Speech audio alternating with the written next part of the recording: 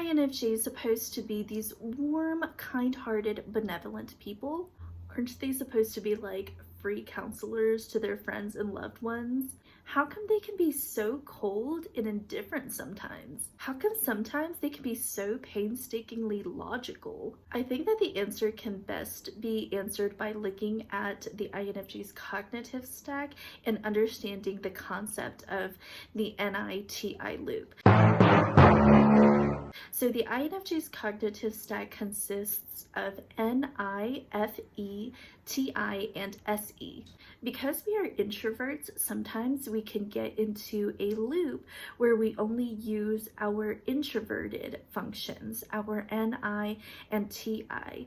Again, NI deals with looking at information on a deeper level and trying to find underlying meaning or themes across information. TI deals with looking at information in terms of how things work, why they work, and how one thing's function affects the function of another thing. So if it sounds weird and complicated, that's because it is. Because it's so complicated, sometimes we can literally spend hours upon hours just being immersed in our NI and TI and wondering about the world, wondering why things are the way that they are, wondering what does it mean for us, what does it mean for the future of society. When we are so consumed by our NI and TI to the point where we can't snap out of it, this is referred to as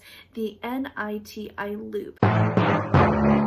Essentially, the NITI loop is when the INFJ gets into a loop where we're just mentally caught in a loop of using our NI and TI to think about all of the things of a thing. When we're in this loop, we're just consumed by our thoughts. It's just got a grip on us and we just can't stop thinking about it. We are trying to understand this thing in its entirety, and we are trying to reason things out in our mind and find all of the answers to our questions, and then answers just beget more questions and we just can't let it go. Whereas earlier I said we can spend hours being immersed in our NI and TI. When we're in an NI-TI loop, sometimes it can last for days or weeks or even months, especially when it's something that is particularly interesting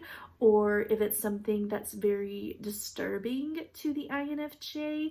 It can be brought on by something that happened to us, like we got into an argument with a loved one, or we just received an unexpected bill, or it can be brought on by something we simply saw or something that we heard, like we saw a homeless person on the street and we felt really bad for them, or we heard something really bad that happened on the news. When we're in this loop, we will do all the NI and TI things around this event, asking, how did this come to happen? What can I do about it? What if I do this thing and then this other thing happens? What if I do something else and then something else happens?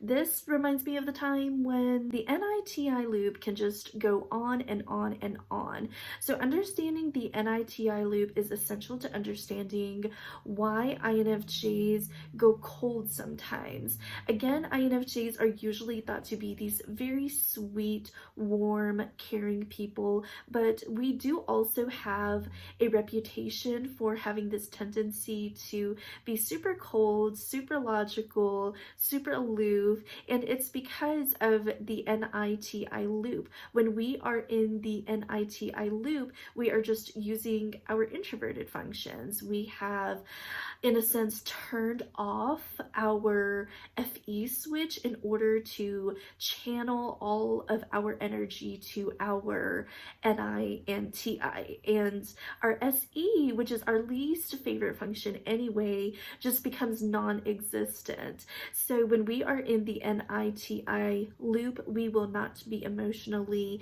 in tune with our friends and loved ones. We will not be sociable and talkative. We will not want to go out and do anything. We are just stuck in our heads with our NI and TI working in overdrive mode. So now to answer the question of why INFJs are cold, when our NI and TI are in overdrive and you come to us and you're needing our FE, like you come to us and you're like, I had a fight with my boyfriend today, or my boss is overworking me again, our FE is nowhere to be found. Instead, we will just project our NI and TI overdrive on you, where NI deals with wanting to conclude things and TI deals with wanting to correlate solutions to problems. When we're in an NITI loop, we're subconsciously desperately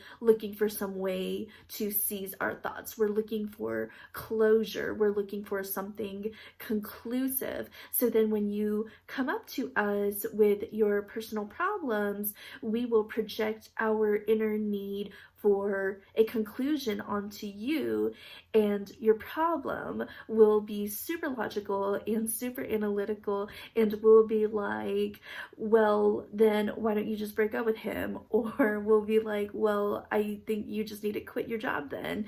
We don't take the time to emotionally support you. We will just hand you the quickest possible solution or the clear logic, like, here you go. And our friends and family are left there like, who are you? So if you're the friend or the loved one of an INFJ, having learned this information, on behalf of all INFJs, I'm sorry. Know that when we are in a loop, we are not ourselves. So please don't take it personally. I'm sorry if you need us and we are mentally not present. I'm sorry if that makes us a bad friend. And I know I've probably done this to a lot of my friends where they really needed me and I was in a loop and I kind of just brushed them off.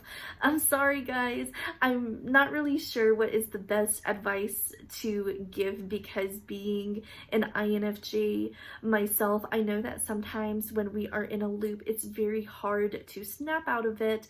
And then when someone comes to us while we're in this loop, it can feel very distracting and can overload us and make us feel like we're being bombarded. But just in case that's not the case, which it's not always the case, be sure that you let the INFJ know how you're doing, what you're feeling, what it is that you're going through, and hopefully it'll make the INFJ snap out of their loop. Don't be afraid that you're bothering the INFJ, because truthfully, the best remedy to get an INFJ out of their loop is to make them extrovert themselves.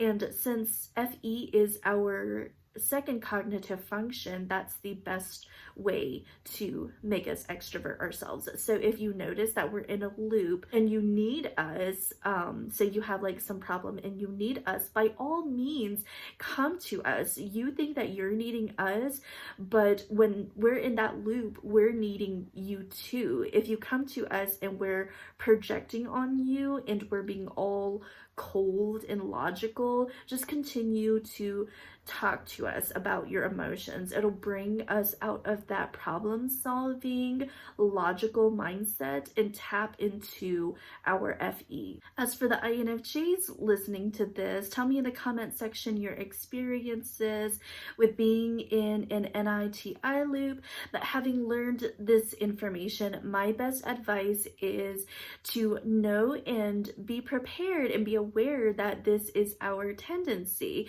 We can go into these loops and get really cold towards our friends and loved ones. It's not always a bad thing to be logical, and it's not always a bad thing to be in an NITI loop. I mean, we have the right to use our NI and our TI because it's who we are and we enjoy using it.